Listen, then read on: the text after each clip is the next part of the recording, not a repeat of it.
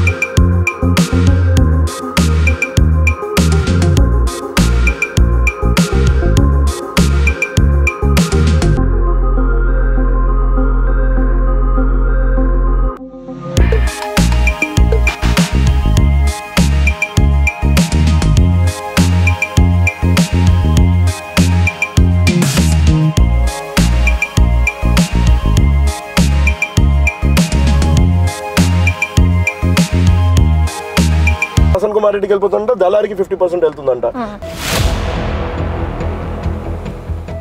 రానున్న రోజుల్లో ప్రసన్న కుమార్ రెడ్డి గారికి రైతులు కూడా గట్టిగా బుద్ధి చెప్తారని చెప్పి నేనైతే వెయిట్ చూస్తున్నాను. కొందరు ప్రెస్ మీట్లు పెట్టారు పెద్దవాళ్ళు, ఆ పార్టీల వాళ్ళు, మళ్ళీ మాకు ఉమ్మడి రాజధాని కావాలి, హైదరాబాద్ కావాలి అని చెప్పేసి. దీని మీద మీ స్పందన? రాజధాని ఎలా కట్టాలో, దాన్ని ఎలా మేనేజ్ చేయాలో జగన్మోహన్ రెడ్డి గారికి అవగాహన లేదు. మీసాలకి నూనె పెట్టుకోవడం లేదు కానీ సంపంగ నూనె కావాలని చెప్పి అడిగినట్టు ఉంది.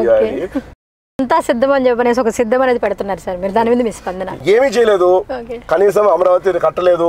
పోలవరాన్ని మనం 73% పూర్తి చేస్తే దాన్ని అక్కడే ఉంచారు, ఏమీ చేయలేదు. రోడ్లు ఎక్కడ సిద్ధం కాలేదు. ప్రజలైతే ఒకదానికి సిద్ధమైపోయారు, జగన్మోహన్ రెడ్డి గారిని రాష్ట్రం నుంచి తరిమేయాలని సిద్ధమైపోయారు.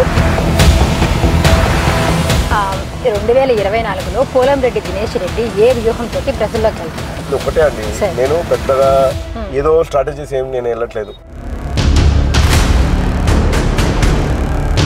నేను రాజకీయాల్లోకి వచ్చింది ఏకైక లక్ష్యము,